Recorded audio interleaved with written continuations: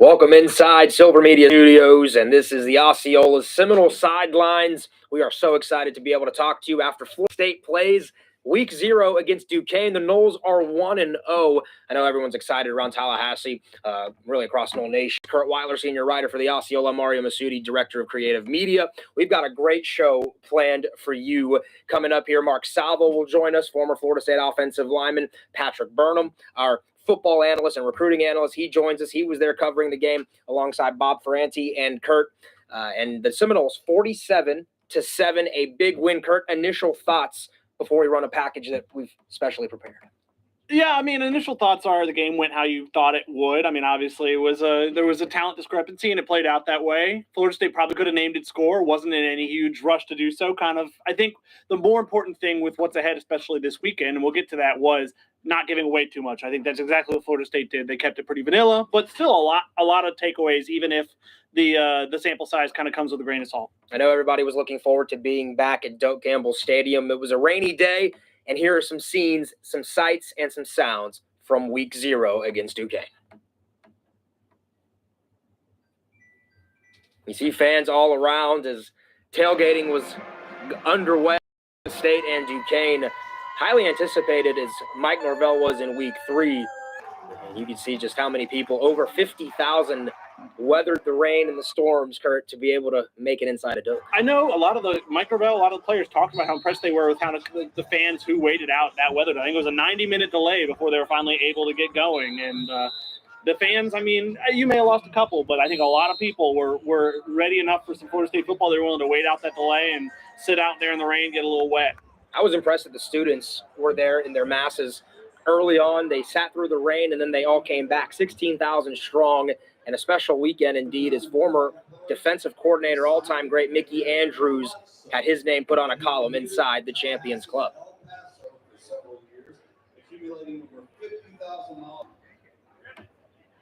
And you can see Mickey, the right-hand man for Bobby Bowden for so many years, and he will be remembered forever in Nole Nation. A real special day for FSU as the Noles were able to knock off Duquesne 47-7.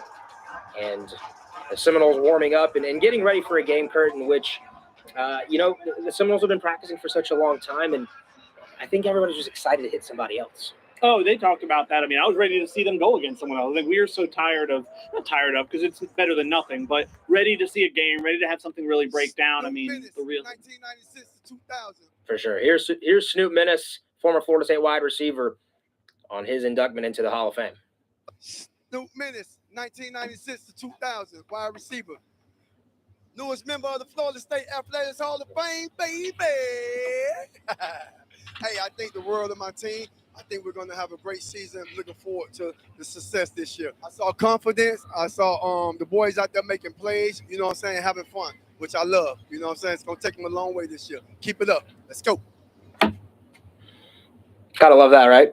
Got it. It was a fun weekend. Obviously, he there, EJ Green there, E.G. Green, Brooks Koepka, a lot of the Florida State Hall of Famers as well. Always a fun weekend. All right, so 47-7, Florida State knocks off Duquesne in Week 0. Let's start diving into what happened.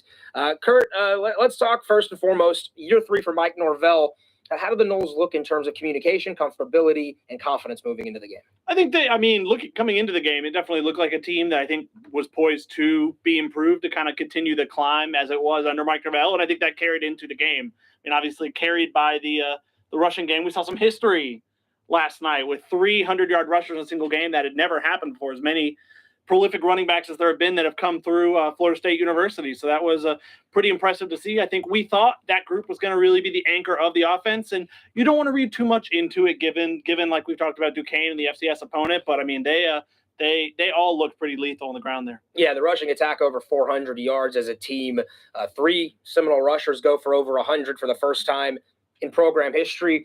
Curt, I like that you mentioned the Seminoles were able to be vanilla because last year against Jacksonville State, obviously things didn't go the way that they had planned, but the Noles able to do what Mike Norvell wants his programs to do best, and that's run the football. They didn't tip too much of their hands ahead of the LSU game. I don't think they tipped much of anything. I think there were a few run concepts, a few pass concepts. They didn't even pass the ball that much. I mean, Jordan Travis played, a half, and I think the first drive of the third quarter, and I think only threw 15 passes, completed 11 of them for over 200 yards. I think it was his fourth straight game with 200 yards, which for a time he was not really doing regularly at all, even in kind of a limited sample size. He made the most of it, took some deep shots, and I think really was operating the offense at a high level. Defensively, too. I think Florida State, in their base defense, they didn't show too much as well, but highly anticipated defensive line. Jared Verse got a sack.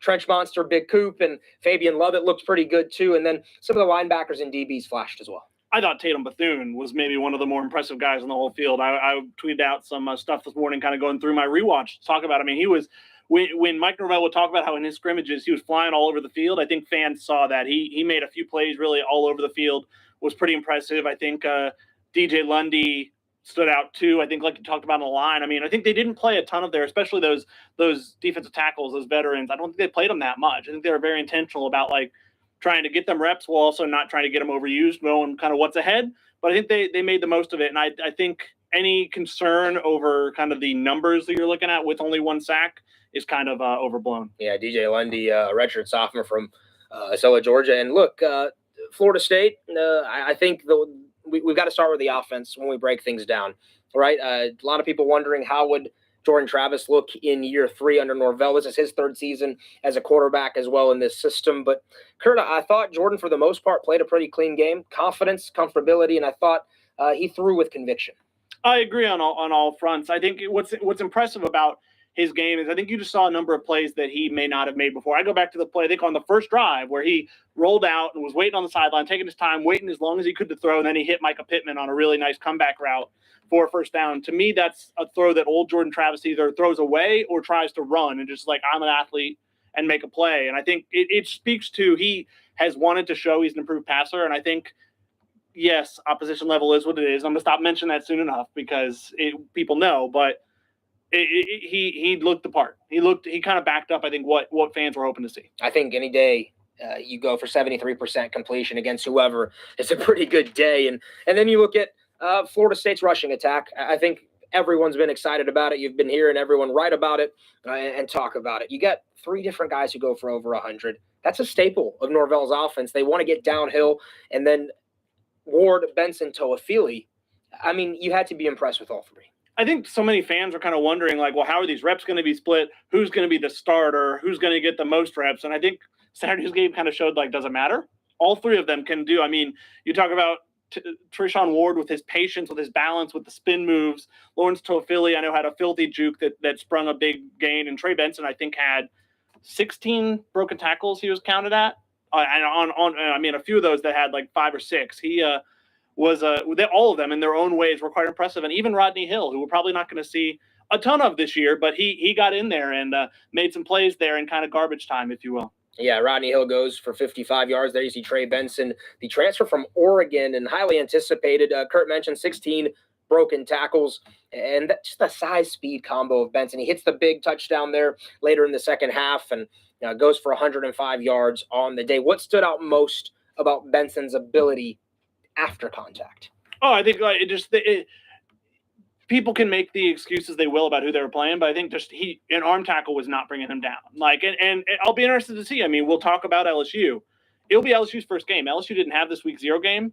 Are they ready at a tackling level? Because if they're not ready at that tackling level, I think Trey Benson could have a similar type where if he's able to break those tackles and turn what looks like a small gain or even maybe a tackle for loss into a big play. We saw that a few times yesterday. Well, we really did. And we also saw Treshaun Ward continue to, I think, kind of be this under-the-radar player for Florida State. I think Seminole fans respect what Treshaun Ward can do, but it always seems like they're talking about somebody else. It's always Jashawn Corbin last year or Trey Benson I'm excited to see. And I think Treshaun Ward just comes out and he goes, hey, I'm pretty good too. It's funny. I was having a similar thought last night. So much of the talk was everyone from the spring game wanting to see Trey Benson and Trey Benson looking impressive. And Mike Norvell calling Lawrence Toafili his most improved player. And that's not to say that either of those didn't deserve the praise they got, but Treshaun Ward got the first carry of the game and really made the most of it. I mean, I think he was off to a really hot start. He had the most yards. He was the first to 100. It continues to amaze his story to go from, former walk-on who took a chance on himself to now a guy who, after it's all said and done, could be FSU's leading rusher this year. Yeah, Treshaun Ward goes for 127 yards. Lawrence Toafili for 101. All 3 scored touchdowns. 2 for Treshaun Ward. Your quarterback even got into the mix there too. Jordan Travis rushing it in. Curt, when you look at the way this team has to run the football as the season progresses, they're going to get a pretty stiff matchup against the front seven of LSU. But if you can run the football, typically in the game of football, you're going to have success. That has to be a good omen in week 0. Agreed. And I think what's been impressive when you look at Florida State's offense through the first 2 seasons of Mike Norvell's tenure, they've had success running the ball despite kind of the lack of a true passing game. If the passing game is what we think it can be, which isn't to say great, but I think it can be improved. I think it could be middle of the road ACC, which would be a step up from last year. I think that would only do even more for what the run game's able to do if defenses really have to fear the passing threat. Yeah, you can't argue it's 7.5 yards per pop on a handoff. And I think Florida State knew that. They wanted to run the football 54 times to be exact in this ball game. All right, let's talk a little bit more about the passing game. Jordan Travis, we touched on him, but a lot of people anticipating the wide receivers too. Who are some guys that stood out to you? Because I think there were a handful. Yeah, I think you look at, we talked so much in the preseason about Johnny Wilson and wanting to see the big play, and he did just that. He dropped the touchdown early on the first drive that I think may have been pass interference that didn't get called, looking like the DB may have gotten there early. Redeemed himself a little with the big 51-yard catch. Unfortunately, got his it looked like ankle rolled up at the end of the play there, and he didn't play the rest of the day. I imagine that's more precautionary than anything, and that you didn't need him in that setting. We'll have to see. Mike Norvell kind of said that he thought today would be a big day of seeing how he was doing kind of the day after the game. But he was moving around the sidelines on his own okay, so it didn't seem to be a hugely severe thing. We might find out more tomorrow at his press conference. I was really impressed with, another transfer. Micah Pittman was used pretty heavily on the tunnel screens. He was a guy who just seems like they want to, with how shifty he can be in space, the punt returner type skill set, they want to just get him the ball in space. And with those screens, they did that. And he made a couple plays on that and also served as the punt returner. Didn't really get a chance to show that skill set, but I think he'll get plenty more chances to do that. And I think Kentron Porter is another guy. I think we've kind of been waiting to see if he's going to – it felt like that he's the time in his career now where it's kind of maybe a bit of a now or never where he might get passed over if he doesn't rise to the occasion. And he made some plays last night that would be impressive plays and I don't think they were plays because of the opponent. I think there were some nice catches. I think he went up for a couple balls. He just ran some nice routes, and I think had struggled with that consistency. Maybe he's found it now. Yeah, Kentron Porter goes to 84 yards on the day, 4 big catches. I like that Curt mentioned Micah Pittman, and the way that he blocks is really impressive. He was finishing a lot of his blocks, throwing guys twice his size to the ground, and that's the tenacity and the attitude I think Mike Norvell has been preaching that the entire culture in the program has to have going forward. So Florida State, I think the receivers stood out. Really cool to see Deuce Spann and then the progression he's made too. Coming from Illinois, a former quarterback, that size-speed combo I think has a chance to be special for Florida State. Yeah, I wouldn't have thought from what we saw in the spring he would have played in the first game, or if I had, it would have been in the very end of the game, kind of when the Brian Courtneys and the true freshmen like that got in the game. He's been really impressive this preseason, and I think he showed Saturday night that he can be ready for a role and is going to have a role year one. Like you said, I think he can take the top off the defense unlike anyone else. And so, what that can do for everything else from the underneath passing routes to the run game could be a big deal. Yeah, Florida State only attempts 22 passes total on the day, 15 with its first string. So the plan was clear. Run the football, get a big lead. Don't show too much to LSU, but get the guys confident and feeling good about the fundamentals and the pillars of what this offense and defense want to be for Mike Norvell. Offensive line, I think that we want to talk about Florida State's evolution in the offensive line. We can't think of anyone better to bring on this show than former Seminole offensive lineman Mark Salva himself. And I think we have Mark available here via Zoom, ready to go.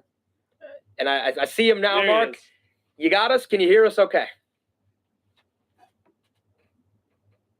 Oh, we can't hear Mark. Don't think I can hear Mark in my headset. I do think I got Mark, though, in video. Mark, try number 2. I can hear you. There you go. Got you. We're all good. Okay. You're looking sharp, my guy, with your background there. Mark, let's talk about the offensive line first. We'll work micro and then go macro to get your thoughts on that game against Duquesne. But offensive line, they've had guys injured this fall. They've had to piece some things together, but I think the depth on the day showed that Florida State is taking strides in that area, and you had to like the mentality from a lot of those guys. Yeah, a lot of guys got to play. Obviously very productive with 3 running backs going over 100 yards, and that doesn't happen unless you obviously have a productive offensive line. you just don't want to get too carried away. I mean, it was a total physical mismatch. It was a total physical mismatch. Against LSU, those holes are not going to be. There's going to be a little more pushback. There's going to be guys separating off blocks. There's going to be guys in some of those holes. But they did what they were supposed to do, which was dominate an overmatched opponent. And so we can take a lot out of that. The nuances of the things that they were doing. Really impressed with some guys. It's my personal first look at guys like Bless Harris, who I really like. I thought he looked really good, performed well. Dimitri Emmanuel, it was a guy that, when I looked at him at Charlotte, I was intrigued by, didn't know how it would carry over to, our league. I think he's going to do just fine. And, having Darius Washington step in and play center, I thought that worked real well too. I'm curious to know if, he only played 2 series in the beginning that I saw. He was out third series, just to know if there was anything there, or was just the rotation they wanted to do. So, those guys are guys that stuck out to me. I think Rob Scott is solid. He's, I have no, he's going to be good. Our best 5 was obviously that group. And then when things started changing in and out, you saw maybe a little slip up here, a little slip up there on some things. But, look, overall, you got to be happy with getting the amount of guys that we got in the game, getting experience with guys, with young guys like Armella and Lloyd Willis and Estes and some of those guys, Schrader, I saw in the game. You had to be glad to get those guys some meaningful reps because, hey, like it or not, this game counts. We're 1-0, and we're going into LSU on a high. That's a good thing. Yeah, obviously the hope I know is that Maurice Smith will be available, kind of the guy they thought would be the starting center or one of the 2 main options at starting center coming into the year. But that remains, I guess, somewhat up in the air as he wasn't dressed out. And I think Darius, it looked like might have picked up a slight knock where he never went in the injury tent, but he was outside of it. I think it felt like more a precautionary thing, just with where we don't need him to win this game. Let's just better be safe than sorry. How did you think Dylan Gibbons, kind of who moved into that role, that was a new role for him, did at center? Yeah, so he moved in. I mean, again, it's hard to take away considering the opponent. I mean, for sure. He was able to snap the ball. He doesn't move as good as maybe those other 2 guys, like Maurice and Darius. To make some of the blocks that they're asking that center to make, snap the ball, get around an A-gap defender and hook them and back and all. There's a lot of movement that goes on with that. Dylan Gibbons is a mauler, right? He's a guy. He wants a guy right in front of him, get his hands on him and maul him. That's what he's good at. If he's got a guy on him playing center, that's great. But if he's uncovered and has to, do some things, that's not his strength. Okay. So I would personally feel better if Maurice Smith or Darius Washington were there. I think they're just better athletes. But we can get by with Gibbons there. And maybe there's another answer that I don't know about. So maybe that was just like, let's see how Gibbons does in a game situation. I mean, we just don't know. Mark, I like the way some of these guys got upfield. Mike Norvell obviously stayed vanilla with the offense to the best of their ability. But some of the tunnel screens, watching some of the O-linemen get to the second level and finishing blocks even after the play was over, that has to be exciting for the culture that Florida State wants to build, because all we've been hearing in camp is this is a players program now. These are the guys that are running their own practices, so to speak. They are holding each other accountable. Did you see, and again, you mentioned Duquesne, right? And it's hard to take away a lot from this. Did you see the attitude and the mentality that you wanted to in a week 0 game against Duquesne from the offensive line as a whole? Well, I mean, the first thing I wanted to see was that we got off to a fast start, that we dominated right from the get-go. And there was no doubt that's exactly the thing. That's what we did, right? Then I wanted to see a high level of execution in terms of the offensive line and communication, not seeing a lot of missed assignments and that kind of thing, and seeing a lot of hustle. And I saw that too. So, yeah, I'm excited about that. They did what they were supposed to do, and they did it well. I think the real challenge is going to be when they see adversity, how are they going to respond? I want to see who leads in those moments, right? I want to see who, when, I'd say one thing that really stuck out to me is when Armella, I forgot the situation. I don't know if somebody got sacked or somebody got hit late or something, went running I think a receiver head came off. That's right. I think it was I forgot which receiver it was, but it was Duquesne. Duquesne, right. Receiver came off. And then Armella went running, pick him up, kind of protected him. I love that, right? And that's the brotherhood of the offensive line, taking charge and protecting their guys. So yeah, I saw a little bit of that, but I think, again, the real test is going to be when those tough time comes, who are the ones that lead in those moments? Who takes charge in those moments? It's easy when things are going easy and things are going really good, right? Everybody, there are people that are front runners, but the people that separate themselves are the ones that do it when the times are tough and things are tough. And that's what I'm waiting to see. You talked about Julian. He's a guy we may not see a ton more this year. Maybe in another game if one or two more got out of hand. How important do you think that is, even given, regardless of level of competition, for guys like him, for guys like Bryson, Thomas Schrader, who are young or are coming off an injury, to kind of get that game action and have maybe not consistent success, but moments of success? Well, it's critical. If we find ourselves in a position where we are ahead in games and we have control of games and we can get those guys playing time, obviously that is an ideal situation. And you love to see those guys getting those kinds of reps, if we have that luxury. The other part is that we get guys hurt and they have to play, which is not what you want, right? You want to be able to dictate the situation. So as much as they can get, the better it is, the more confidence they're going to have, the deeper we're going to be, obviously.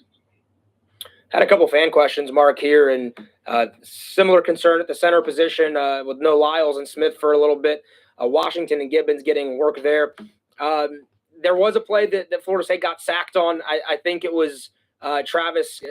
They blitzed maybe it was a linebacker around the edge. Yeah, that was the tight end trying to pass block, right? Yeah. So it was Forston out there on the edge trying to block. Guy didn't lay a hand on him, and that was what that was. And there were a couple of little things too.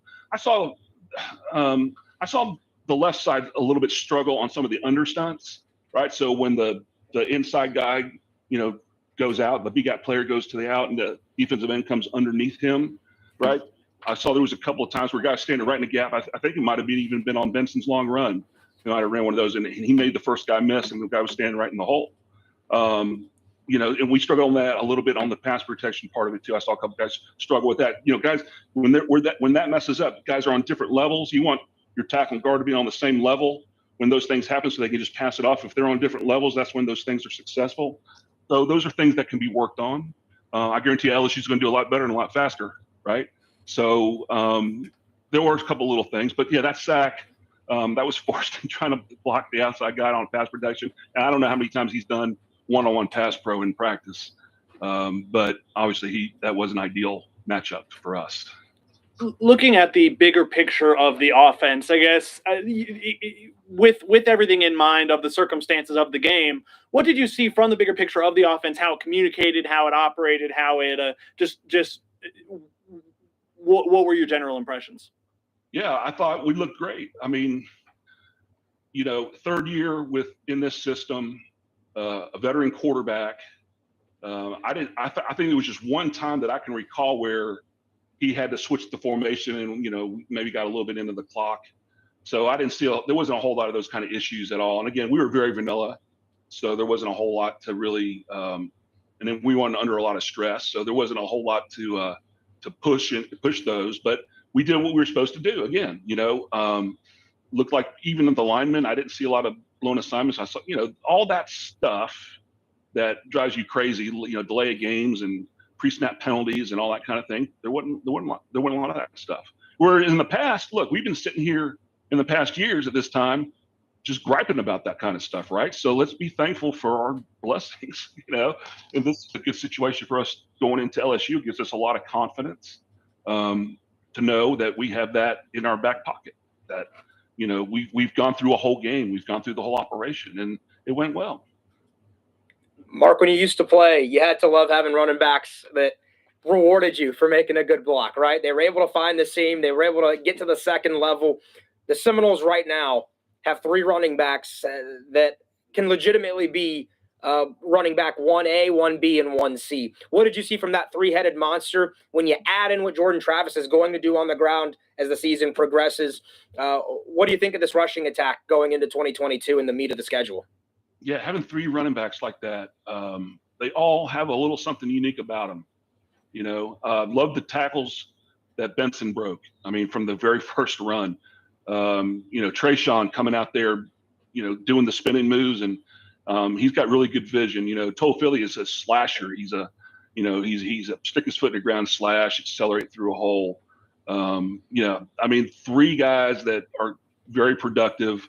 It'll be interesting to see if any one of those three can separate themselves and be the workhorse guy, and I don't care who it is. You would like to see that competition breed these guys reaching a whole nother level, or one of these guys reaching a whole nother level, and make them really elite. It's a great opportunity for us. I know in past, some of Mike's teams had really productive multiple running backs, and that's good. So he understands that, how to use them.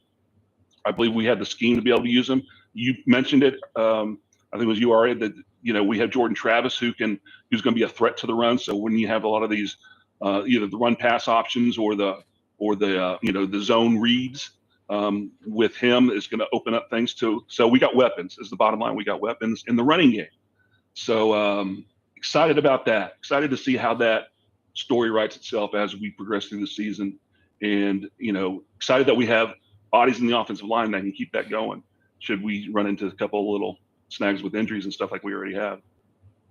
You talked about when adversity is going to come. You talked about LSU. Those two may entirely be connected, because I think it's quite possible that adversity will first come next Sunday, a week from today, in New Orleans. I guess, what is your general feeling? Does it change at all from this game? Feel better? Feel worse about this game? Is it eagerness to see how they rise to that challenge? Is it anxiousness? What is your feeling? No, I'm excited about it. And I think our guys are going to be excited about it too. Look, going in with confidence of having played a game and having the success that we've had, that's got to give them confidence. And I'm confident we'll go in and we'll compete.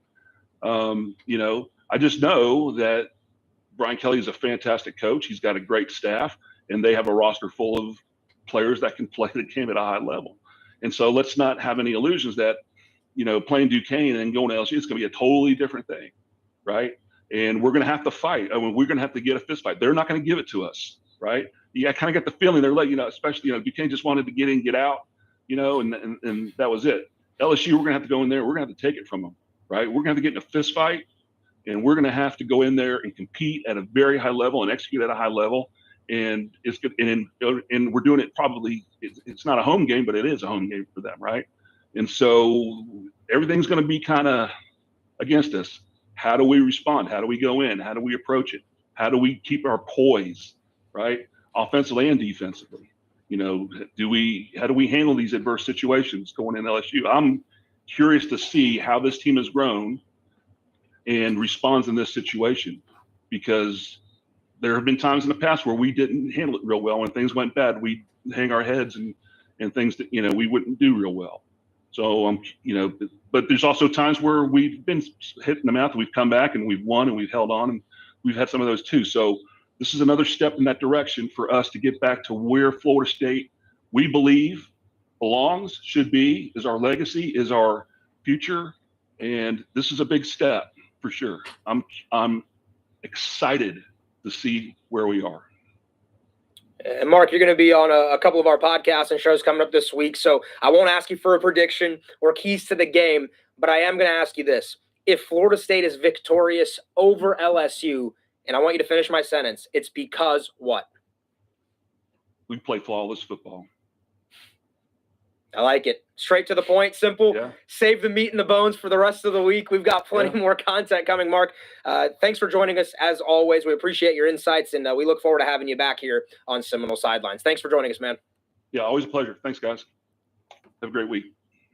You as well. All right, Curt. Well, I like that Mark says, you got to play flawless football, and for Florida State against LSU, that's going to be the opportunity this week, right? You've got to practice well. You've got to be able to communicate well as you move forward in your game plan for these LSU Tigers. But we've talked a lot about the offense, right? And I think everyone's eyes are always on the offense. That is the more attractive position group, so to speak. But there are people who love some defense. And I think we've touched on some defense, but I think here let's try and get a little bit deeper into the conversation on the defense. And I think we should start it with the linebackers. Tatum Bethune, you mentioned earlier on in the show, stood out the transfer from UCF, and he has this instinctive IQ about finding the ball, and it showed in week 0 against Duquesne.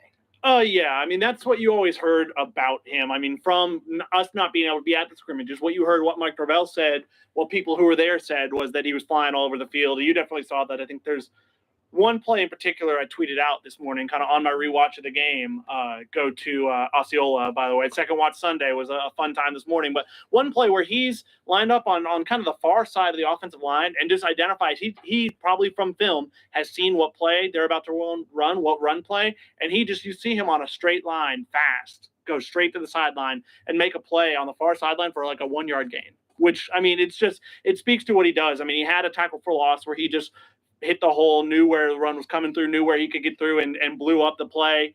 Like I said, I mean, that's going to be harder against LSU, but I think it's an invaluable piece. It's kind of the piece with, I mean, I think we've seen improved DJ Lundy really translate to last night. And with, I think, Kalen DeLoach really picking up where he left off with his strong finish to the 2021 season. I think you're seeing a linebacker group that, especially when Florida State was down on cornerback, was really, I would say, a strength last night. Without a doubt. I thought linebacker flashed. It's not a deep group, but if they stay healthy, Florida State's got a chance to do some things. I know Amari Gaynor got a knock there, and you kind of hope the best for that kid. But certainly everybody else that got opportunities, I thought played pretty well for the linebackers. Even Brendan Gann. Brendan Gann had a pass breakup that was not too far off from being an interception. I think, I don't know, it'll be interesting to see how that position fits him. And if Amari is out for an extended time, I think it's entirely possible with Steven Dix out too that he becomes that fourth linebacker. Yeah, and you saw Bethune as well, almost had an interception in the passing game. So that's something you like to see is the linebackers not just being able to stuff the line of scrimmage and help out in that way, but being able to drop back because you will get tested by better quarterbacks and receiving cores, tight ends as well going forward. All right, let's talk a little bit about the defensive backs. Who stood out to you there? I think there's obviously Jamie Robinson looked to be all over the field, and he was having some fun too. He was starting to waggle his finger a little bit, showing he was this close to getting a pick, and he's the leader of the group. But other than Jamie, who else caught your eye? Yeah, I mean, I think they missed Omarion Cooper, and I think if they happen to be, I mean, Mike Norvell talking last night seemed to think that he'll be available to start the week of practice. I think that'd be big because I think the LSU task with the receivers they have with Boutte and just that entire group, how talented they are, that's a real strength of that LSU team, will be much harder if you're without Omarion Cooper. I thought Renardo Green had his moments. I thought Akeem Dent had his moments, and they definitely rotated some guys in there. But it'll be interesting to see. I mean, that'll be kind of the story to monitor, and we'll see how much we kind of get to talk about it. Probably not a ton because I doubt Mike Norvell will be extremely forthcoming with the details, but I think they missed Omarion Cooper. I mean, I don't think they were bad. Duquesne's pass game didn't test them a ton. They were running quick passes. Their thing was, we're not going to let this pass rush break up everything we're trying to do. They definitely had that in mind, and that it changed things because just they were getting the ball out so fast. Yeah, only 17 pass attempts for Mishler, the quarterback for the Dukes. Only completed 7 for 71 yards, and so really the DBs didn't get tested. You will more with Jaden Daniels, or if it's Nussmeier, we'll keep an eye on that with LSU's quarterback situation. Defensive line.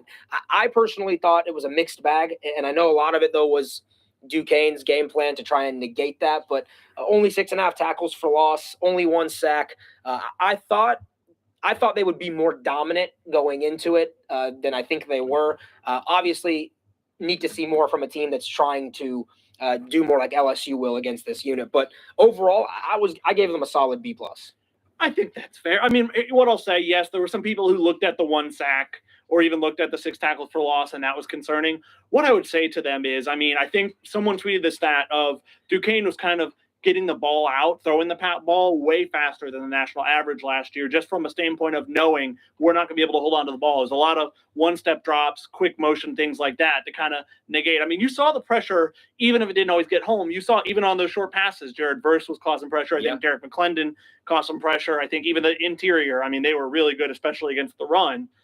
I don't worry too much off of that game, but I mean, there's no doubt that the defensive ends were the question. And I think you're going to get better pass rush opportunities. LSU is going to be more willing to run 3-step drops, 100%. 5-step drops, I agree. hold on the ball longer. The defensive ends are going to get a better chance to get home. Getting home or not getting home will probably determine the outcome of that game. Yeah, you can't complain with 30 rush attempts to only 93 yards, right? You hold anyone to 3.1 yards per carry, you're doing something right. So defense on the day, I thought, played well. The only big points of the game came on a shortened field after the interception by Rodemaker. They would have pitched a shutout, in my opinion. I think they would have pitched a shutout were it not for that. It's unfortunate. I mean, we could talk about Tate a little and talk about it is tough to see a guy who you see do at least somewhat well in practice and just it hasn't translated to the field. And last night felt like an opportunity for it to do that. And it did not, and that's tough to see. Yeah, I think some players just when the lights come on, they say some step up and some maybe the game speeds up a little bit for them and the things that they're used to doing in practice, they can't slow their heart rate down to get back into the mechanics. But, I think that's something that Rodemaker is going to have to focus on. And we'll see if that opens a door for Duffy as the season progresses to kind of move into the number 2 role. But Duffy, we didn't see a whole lot of. No. It was nice, though, to see Florida State's number 3 quarterback in a game getting some drives. Yeah, I think he got 2 drives, a drive or 2 to end the game. And I'll talk about with Rodney Hill and I think a few other freshmen as Ariya Thomas. Sam McCall got in there. I think Daniel Lyons got in there on the defensive line. And like we talked about Julian Armella. Nice overall just to see be in a game. And it's the first game where your true freshman can get out there. And Duffy, I think, may have only thrown the 1 pass, right? It was like a screen to Darian Williamson. But, he I don't know. It will be interesting to see if Florida State had to go to a backup situation. You hope that doesn't happen, but if it does, how that would play out. Because, it's hard to defend putting Rodemaker out there again, especially in the setting that mattered. Special teams real quick. What stood out to you and what were things that you wanted to see improved? I think the kickoff coverage unit was very good. You talk about, Ryan Fitzgerald being the first-time guy doing kickoffs. That had been Parker Grothaus the last few years, and I think they were consistently – they said on the broadcast they didn't have the ball. They didn't start out past the 25 until the interception that Tate Rodemaker threw. I think that the punt return I don't read too much into. I think people complained a little. There were some lost yardage situations, but what I would say to that is I think Duquesne's punter averaged about 36 yards a punt. So it's going to be hard to get returns and sometimes hard to even catch them if they're going that short. The kickoff return. I didn't know what to make of Sam McCall. Seemed like he was trying really hard to break a big play and maybe a bit like trying too hard. His first cut at the hole that he thought he had wasn't there, and immediately.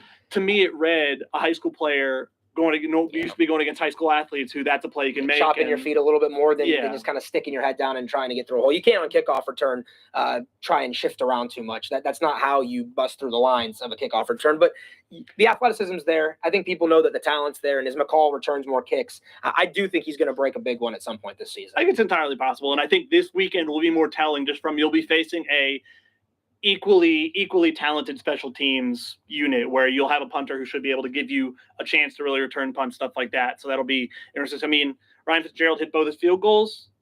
Mastromondo's 1 punt was, I think, over 50 yards, been down to the 5. It's hard to complain about those 2. Yeah, without a doubt. And I think, another perspective that we want to bring on to this show, Curt was covering the game, and so was Pat Burnham, who's in the press box here. And Pat, I think we've got you on Zoom. Want to test and make sure I can hear you. You got us? I got you. You got me? Yeah, Yes. Looking sharp too, man. You and Mark Salva got the backgrounds running, and I think Pat's showing you a little bit of his career behind you as well. But Pat, before we get into the specifics of what stood out to you, year 3 of Mike Norvell, Noles win 47-7. How nice was it to have a game in the 4th quarter where I guess the TV broadcast was talking about nuggets and wings and chicken tenders and all sorts of things, which usually means it's a stress-free environment late in the 4th quarter. Well, if we were talking about anything else other than chicken nuggets and chicken wings in the 4th quarter, we are talking about something totally different today. So, listen, Florida State came out, did exactly what it had to do, dominate totally an inferior opponent. We would have had a lot to talk about if that's not what had transpired on that football field last night. And we thought that's what we'd see, and that's exactly what we knew we would see, and we should have. Listen, you had a program that played with almost half as many scholarship players as Florida State has, so the thing you leave impressed with is the fact that Florida State did come out, ran very basic offensive and defensive systems, ran the ball 54 times versus 22 passes. They did exactly what you thought they'd do. They were very vanilla on defense. I don't think we saw a blitz all night. I don't think we saw any line stunts, either run stunts or pass stunts. So they took care of business, and that's exactly what you wanted to see them to do, and that is something that they needed to do, and they got it done. So they'll feel good about what they got done. But listen, the 2022 football season started when that game ended. 100%. And you always do your first impressions after the game. So I want to give you a chance. 3 things that stood out to you on the day. Well, I heard you and Curt talking a little bit about it, but I think the first thing was the early domination. We all agreed that was going to be what we wanted to see, right? It meant so many things that what we'd seen during camp translated to the football field. We thought this was Mike Norvell's most talented team, deepest team, and a team that enjoyed playing together.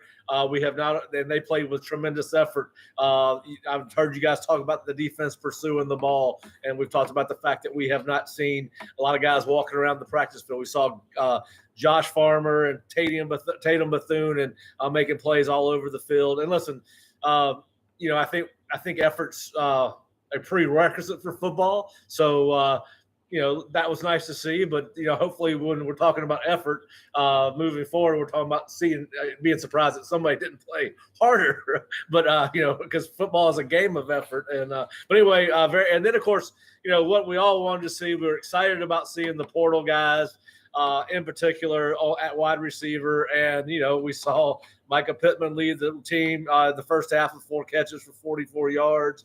At one point, you had Johnny Wilson lead at halftime, led the team in yardage with a 51-yarder. You'd like to see him be more consistent. He did drop that, what probably would have been a touchdown pass on the slant. But again, they seemed to have hit home with all of their transfers. Trey Benson was very impressive. Let's face it, guys, if you weren't impressive in this game, there's probably something that you need to continue to work on, or you got something that's not where you need to be. But Bless Harris and Dimitri Emmanuel look good. 2 other transfers, and of course, I know you guys have probably hit on it extensively by now. Tatum Bethune and Jared Verse they both led the team in tackles with 4. So you got your portal production, and then of course, what we wanted to see was a lot of young players play, and we saw. I don't know how much y'all have gone into this, but you saw Rodemaker and Duffy. Listen, they really were not put in a game where they could get in and show. I think they threw 7 passes combined. You've kind of hamstringing your quarterbacks in that kind of game, right? Because Mike had essentially called the dogs off, which he should have done. And then, of course, you got a lot of freshman offensive linemen in, Julian Armella, Daughtry Richardson, Kaniah Charlton, Lloyd Willis. We even saw Thomas Schrader for the first time, Zane Herring, and David Stuckel.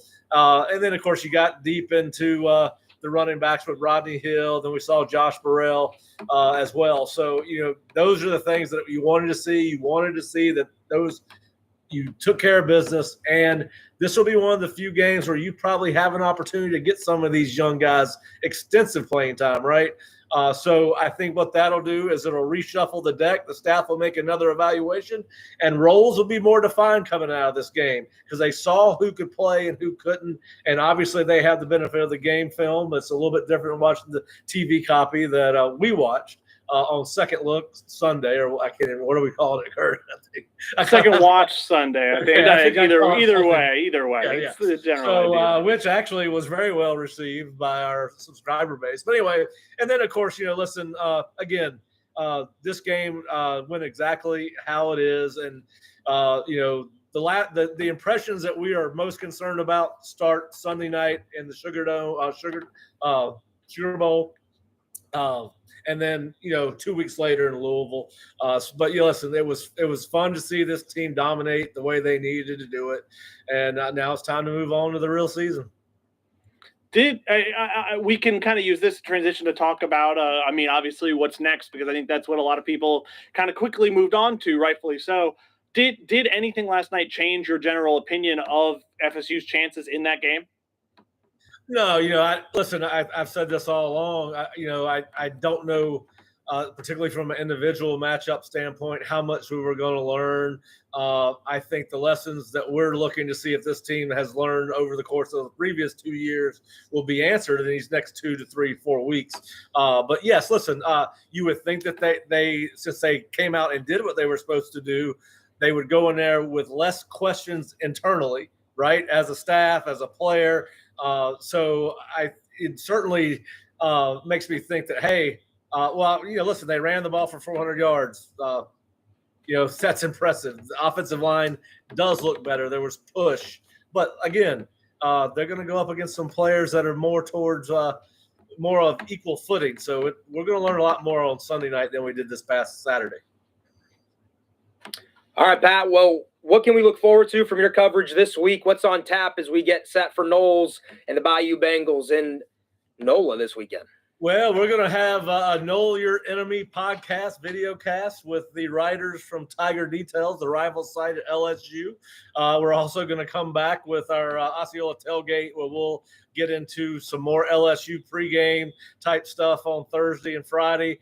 And then, of course, we'll also have our written preview of LSU. So, it's going to be heavy on LSU. And if Fish and I can fit it in, we'll do some more Reeling Them In recruiting podcasts. But certainly, hey, listen, I think the excitement that we felt last week has been ramped up a little bit for this week. And Tallahassee's probably going to be a ghost town this Labor Day weekend because I think half the city is going to be in New Orleans. Yeah, I was told over 30,000 tickets have been sold just for Seminole fans to get inside of Caesars Stadium. So we appreciate you. Thanks for joining us here on Seminole Sidelines. Look forward to having you back here in studio with us next week. All right, guys. Y'all have a great week, and I will see y'all at practice on Tuesday. All right. He is Pat Burnham, our football and recruiting analyst at the Osceola. All right, I think this is a good transition to start talking about LSU. But before we can do that, I want to thank some of our sponsors. Alumni Hall has been wonderful for us as a partner here on our journey with Rivals so far. And so here is a word from our friends at Alumni, where you'll find officially licensed FSU gear for the entire family, including brands like Nike and Champion, plus great gifts for your favorite Seminole and home decor too. Miss some of the old Seminole throwback logos? Check out our College Vault collection. Shop online at alumnihall.com and let our great customer sales team ship to you within days, or pick up in store in Tallahassee. You'll find us in the Miracle Plaza Shopping Center on Thomasville Road. Students and military get 10% off in store, and Osceola subscribers get 20% off in store and online with their digital membership cards. Alumni Hall. Yeah, 20% off there for Osceola subscribers. And I ordered a ton of stuff from Alumni Hall last week in preparation for the season. They've got some cool polos and some Vault stuff that a little bit throwback retro polos that Nike started to make. So make sure you shop with Alumni Hall and an official sponsor of the Osceola. All right, let's talk about the Tigers, because this is a game that was scheduled a few years back, and people were immediately anticipating their weekend. And it's Labor Day weekend, which means you get to be on Bourbon Street for a couple of days, and you get Sunday night to yourselves. Knowles, Tigers. Curt, how excited are you, first and foremost, to be able to cover something like this? These are the games and the moments you look forward to, no doubt. Like, I can't lie, I'm very excited to get to go to New Orleans to get to cover this game. I mean, it's, for whatever reason, it seems like Florida State's kind of carved out that Sunday night niche. Like, how many nights in a row has Florida State been on Sunday or Monday? It feels like almost every year they're in one of those spots, and they just it speaks to the program brand, and it speaks to obviously the brand that is LSU. And this is exciting. When it kind of starts, it'll be the decade of SEC big games. You got Alabama later this decade. You got Georgia later this decade. I mean, this is a warm-up, I would say, next to those two. You get an LSU team again next year in Orlando, so they come to the Sunshine State. But this will be more of a first look for us, because Curt and I will dive in deeper to LSU on First and Knoll podcast. We've got a special announcement coming this week on another co-host who will be joining us, former Florida State great Roberto Aguayo. Luke Rose Award winner will become a co-host of First and Knoll. So we're going to dive in more into LSU there. But when you first look at the Tigers, everyone has to mention that Brian Kelly is the new head coach, former Notre Dame Fighting Irish head coach. What do you expect from him in year one and the challenge that LSU team presents Florida State? Yeah, it's. I mean, he's an interesting case, no doubt, because it's a roster with a decent amount of turnover. They kind of also went pretty heavily on the transfer portal. They've got looks like a transfer portal quarterback that they're going to be starting, but it remains a very talented team. I mean, LSU time and time again has the benefit of kind of being the only major school in Louisiana, the only Power 5 school in Louisiana. I think benefits from that pretty heavily in recruiting. Louisiana is one of those like low-key talent-rich states, like, if you will, like, and it's a talented roster. I think Brian Kelly is definitely one of those guys who's in the conversation of coaches who's accomplished the most without winning the national title. And obviously, the last three coaches at LSU have all won national titles. Nick Saban, Les Miles, and Erdogan. I couldn't come up with the middle one there, but no, it'll be. I mean, when you look at what they bring in the trenches on the defensive line in particular, I mean, I think. When you look at two offensive lines that have some questions, I think LSU has 5 new starters there and a new quarterback. Wow.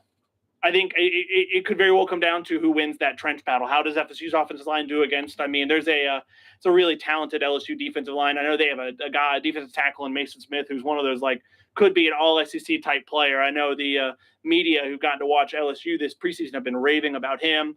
Kentron Porter is a really talented receiver they have who's going to test Florida State's secondary. And I think I don't know. I think it's going to be a good game. I think anybody reacting too much to last night one way or the other is fooling themselves. Yeah, a really good front seven for LSU. I think we should step aside one more time here. We've got a word from the Florida State ticket office, who I think is really hoping the Seminoles can beat LSU in New Orleans because of what that can do for them the rest of the season. Here is a message from the Seminole ticket office. Hey, Seminole fans. Tickets to Florida State football games are now on sale. Right now, you can pick up single game tickets, 3-game packs, and season tickets for the 2022 season. Home games include Florida, Clemson, Georgia Tech, Wake Forest, Boston College, Louisiana, and Duquesne. Have fun this football season with your friends and family, all the while knowing your ticket purchase is funding FSU's success. Call your ticket rep today at 850-644-1830 or visit Seminoles.com. That's Seminoles.com.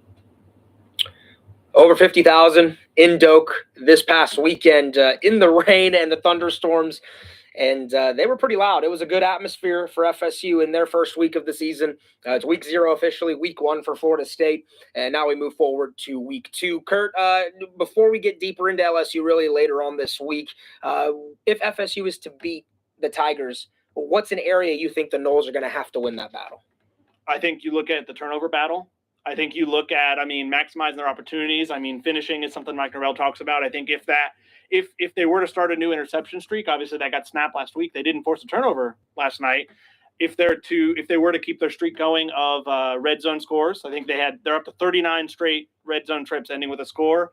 I think when you talk about pressuring Jaden Daniels, not giving Jaden Daniels time to find those receivers with how talented those receivers are, and I think a key that won't kind of be determined during the game, but before is what's the health of your team? Do you have Johnny Wilson? Do you have Darius Washington? Do you have Maurice Smith? Do you have Amarion Cooper?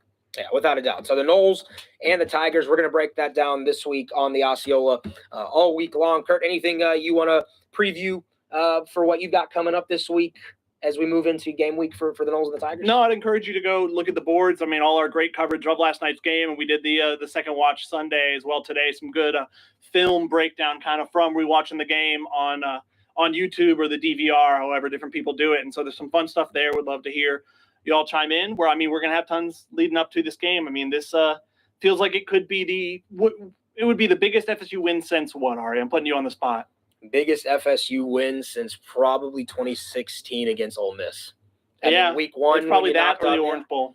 Yeah, I think the Orange Bowl is right there too in terms of what the Seminoles ended up accomplishing. Same season, and then there was the beginning and the end, so to speak, for the Jimbo Fisher era. But Mike Norvell's got things cooking here. Week 1, Noles win 47-7 over Duquesne. Want to thank all of our sponsors again, Alumni Hall, Florida State Ticket Office. Thanks to Mark Salva. Thanks to Pat Burnham.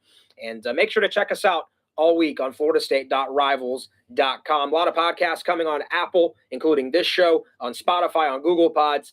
And please share this with your friends. Rate us 5 stars. And got a lot of cool stuff coming this week. We will see you in New Orleans in just a week. It's Sunday, which means in a week from Sunday, we'll have the Seminoles playing, but right around this time against the Tigers in New Orleans. That's Curt Weiler. I'm Ariya Massoudi. Thanks for watching. This has been Seminole Sidelines.